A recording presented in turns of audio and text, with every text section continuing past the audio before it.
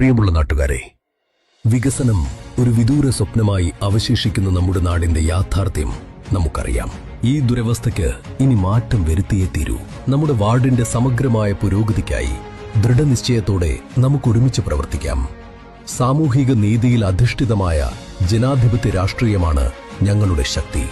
ജാതി മത വർഗ ചിന്തകൾക്കതീതമായി ഓരോ പൗരന്റെയും പക്ഷത്ത് ഉറച്ചു നിന്നുകൊണ്ട് സത്യസന്ധവും സുതാര്യവുമായ ഒരു ഭരണത്തിന് ഞങ്ങൾ നേതൃത്വം നൽകും.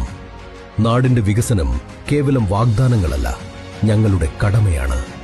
അഴിമതിയുടെയും സ്വജപക്ഷപാതത്തിന്റെയും കറപുരളാത്ത ഒരു ഭരണത്തിലൂടെ വിദ്യാർത്ഥികൾ, യുവതലമുറ, സ്ത്രീകൾ, വയോജകർ ഉൾപ്പെടെ സമൂഹത്തിലെ എല്ലാ വിഭാഗങ്ങളുടെയും ക്ഷേമം ഉറപ്പാക്കിക്കൊണ്ട് അർഹതപ്പെട്ടവർക്ക് ജനക്ഷേമ പദ്ധതികൾ കൃത്യതയോടെ വിതരണം ചെയ്യും.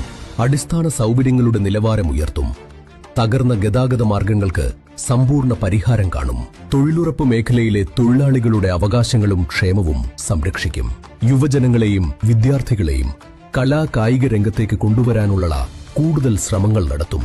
നമ്മുടെ നാടിനെ കാർന്നു തിന്നുന്ന ലഹരി എന്ന മഹാവിപത്തിനെതിരിൽ പരിപാടികൾ ആസൂത്രണം ചെയ്യും.